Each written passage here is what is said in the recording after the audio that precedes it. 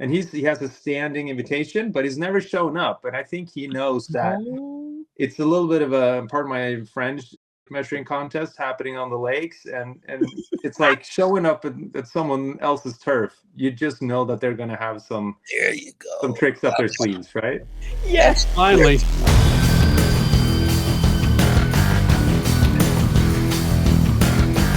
Freak Nation, this guy's got more wins in Formula D, Formula Drift, as the kids call it, than anybody else on the planet. Numerous Formula Drift champion, Fredric Aasbo, joining us here in the Freak Nation. Is big win in Atlanta. I got to say, Long Beach, you didn't really crap the bed, but you kind of crapped the bed, but you made up for it in Atlanta. But one thing that drove me nuts about Atlanta were the freaking gremlins in the cars out of the gate. It's like, what was going on with all the issues with the cars and the timeouts? Where was the problem initially? It's all in the script. This isn't judged. It's all scripted, obviously. We're running these cars hard. We're literally trying to break him. And sometimes we succeed. And that's what happened to us in Atlanta leading up to the actual competition rounds. And it happened to a lot of other people as well.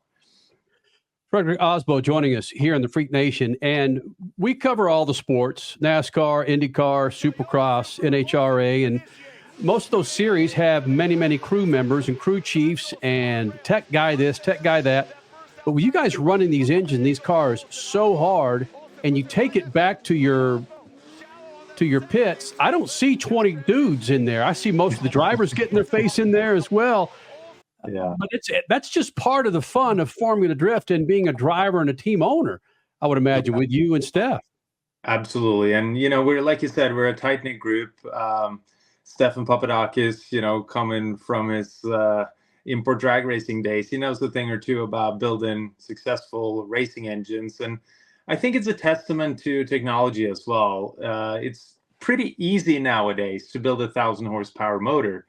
And there's certainly a lot of them in FD. And because there is no engine regulation, the rule book literally says open when it comes to your choice of power plant. It also means that everything's not on the ragged edge. And it's kind of crazy to say that about a 1,300 horsepower motor, that it's not on the ragged edge, but that's the fact. And even though, we're sitting on a rev limiters, there's a lot of great components out there that have trickled down from, let's say, the Pro Stock, or, all the groundwork is done in other forms of racing, and we're putting it to the test going sideways in Formula Drift. Just you saying that there's no rule book. There are engineers salivating from NASCAR, IndyCar, IMSA. They're like, wait a minute. That's Christmas time for all of them. So yeah, you just, who knows, maybe the employee book has just opened up a little bit. Yeah, absolutely. And please come on over to the dark side. There's already a lot of skills and knowledge and know-how trickling down into drifting. We got, ex-IndyCar engineers, we got, the 4 teams running Roush Yates motors. We are obviously running the Supra power plant that comes out of the Supra, the B58. And there, even though the rule book is open and no rules when it comes to motors, there's still a lot of rules governing the suspension and tires, especially. So the sort of performance equalizer would be the tires, and we're trying to extract every little bit of grip out of the tires, which I think may surprise some of the people that think that drifting is just about skidding around in the McDonald's parking lot. No, I mean, just watch any of these events on MAVTV, people. You will be blown away, or live on social media, anywhere. We're talking to Fredric Aasbo. Of course, he is the winner, the Formula Drift winner from Road Atlanta. He is 3rd in points now overall. You mentioned Road Atlanta is just absolutely one of your favorite tracks. What is it? It's a road course. You do other road courses. What is it about Road Atlanta that makes it stick out for you and your team? I mean, aside of the Southern hospitality and the spectacle that happens there, I mean, we got fans back in their pickup trucks and shooting drinks and shotguns into the night. It's a wild scene. Aside of that, the track sort of reminds me of my humble beginnings here in Europe. I grew up in Norway, the deep forests of Norway, and that sort of green, lush traditional racetrack feel of Road Atlanta, where it's often the fastest car and the fastest line that will win. that really speaks to my go-karting background. So it's drifting is a lot of things to a lot of different people, and you can come from the lifestyle side of it into pro drifting, but you can also come from the traditional racing side into it, like I did. And I think that's why it feels like home to me. Fredric Aasbo was a champion in Norway and Europe before he came to America. And I keep thinking that you've seen the sport change. And in fact, Formula Drift had a part to play in changing drifting globally. Have you seen that? And how do you like that? Drifting is different now than it was when you first got here.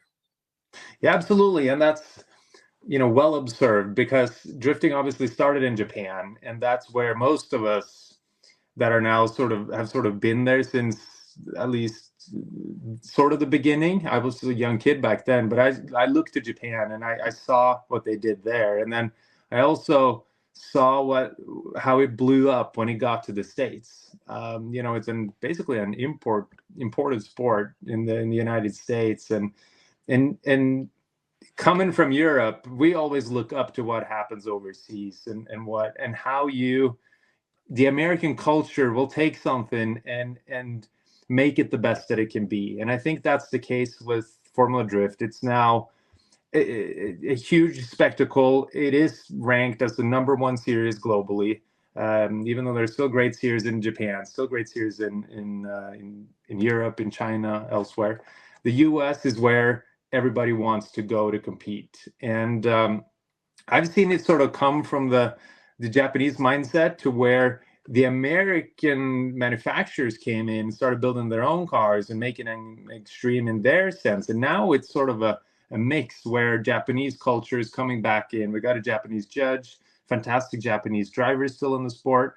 And now European drift royalty, like the Irish, they really... The Irish is to drifting the way that Hawaiians is to surfing. And it really is sort of this global work in progress fusion sport that we're still trying to figure out.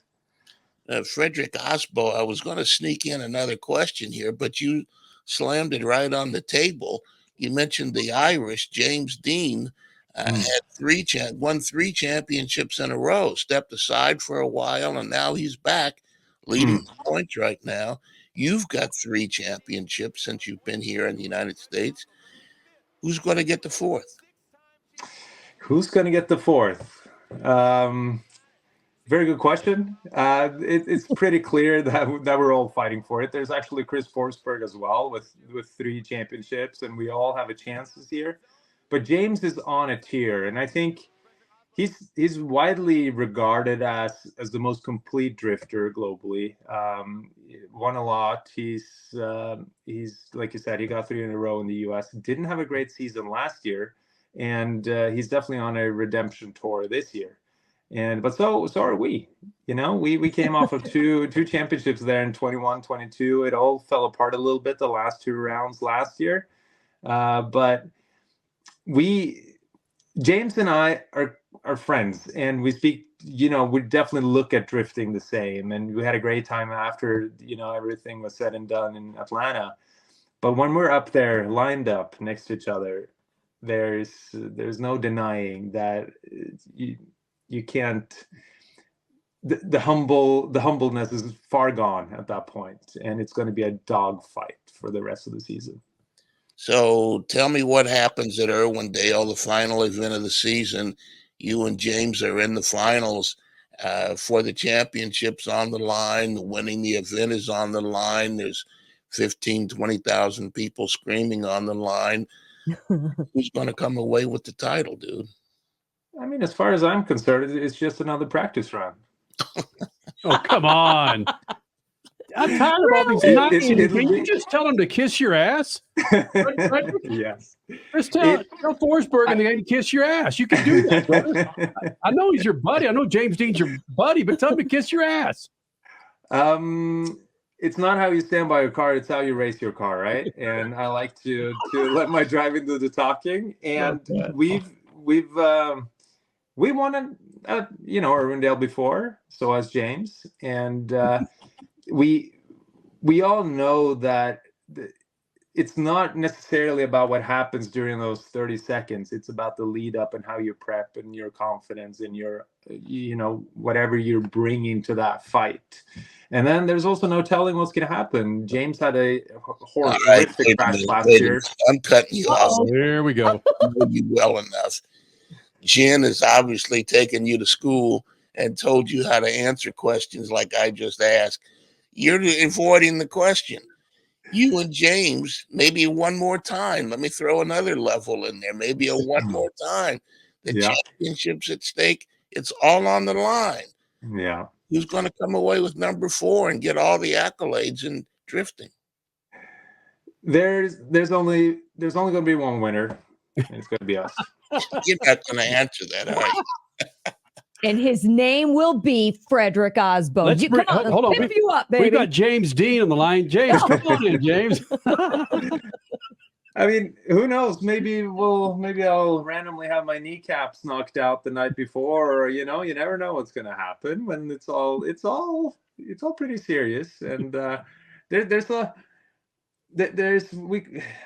there's a lot of bragging rights, right, in racing, and drifting is no different. And all winter long, we're out here in Scandinavia practicing on the frozen lakes, and we're doing these sort of side events to prep.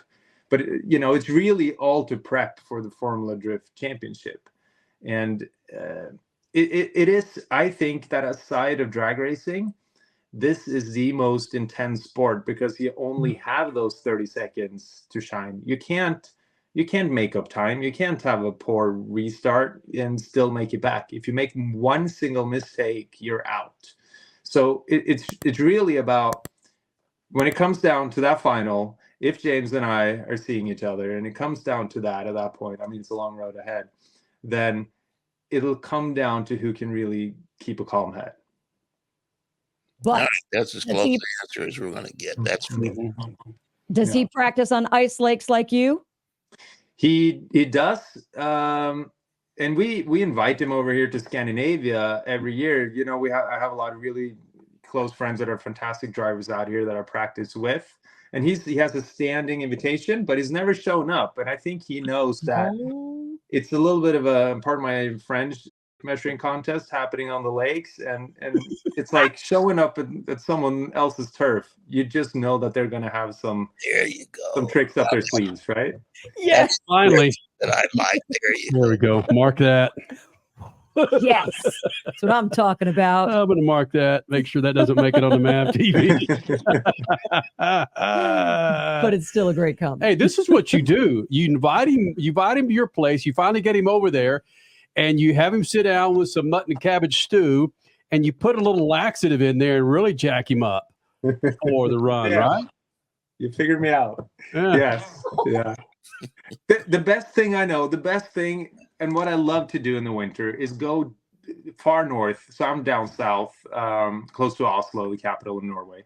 I like to go 10, 15, 20 hours north into Sweden with an incognito van with my ice car in the back that looks absolutely beat up and looks like I don't care about the ice car at all. Go somewhere where no one knows anyone. They haven't heard of Formula Drift.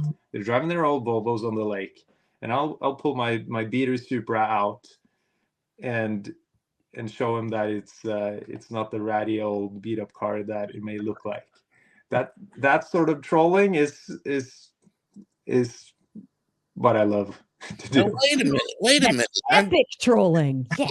Yeah. You had a wrecked Toyota in one of your videos that you threw under a waterfall and had the whole thing set up to look like your car. That must have been a lot of fun to imagine what that looked like. Yeah, us drifters, we've realized that the skills that we develop through drifting, they work really well for the motion picture industry. So obviously some of the best has-been drifters of the world, Reese Millen, Tanner, Sam, Hubinet, they're now the leading stunt drivers in Hollywood. And I've gotten to do some feature films here in Europe. And that particular scene you're referring to was in the Troll Wall here in Norway. So the idea is that we went off off road or slid off the road and into this waterfall, and then we just built a mock-up. The crazy thing is that it almost happened for real, because up there in the mountains you get all 4 seasons any day. So there's snow in the morning, then it's ice, and then it's sunny, and then it's raining. So every morning we were up there sliding around on black ice with semi-slick tires. So it was a pretty gnarly shoot with no health and safety regards whatsoever. But and you loved every minute of it. I did. It's madness. Awesome. Freak Nation can catch him next May 31st, June 1st on MAVTV, coming out of Orlando, Florida. His name is Fredric Aasbo, joining us here in the Freak Nation. Again, 3-time FD champion, more wins than anybody on the planet when it comes to Formula Drift. This has been fun, dude. Thanks for doing this. Absolutely. Thank you, guys. You take car maintenance seriously, and you want to pass on that legacy of care.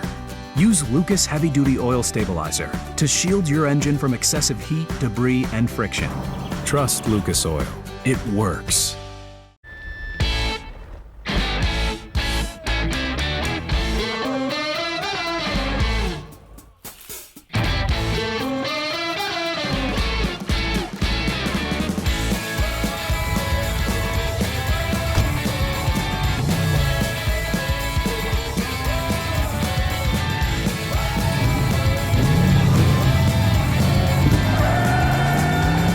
Whatever you do, General Tire delivers.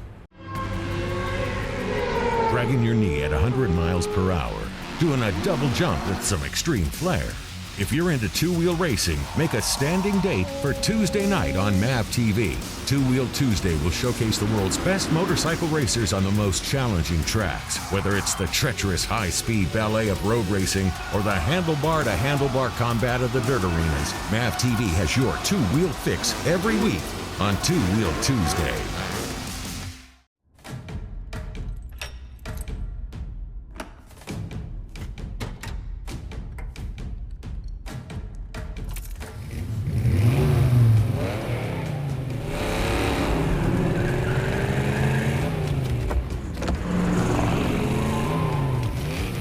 Looking for power to spare? Count on an FVP battery.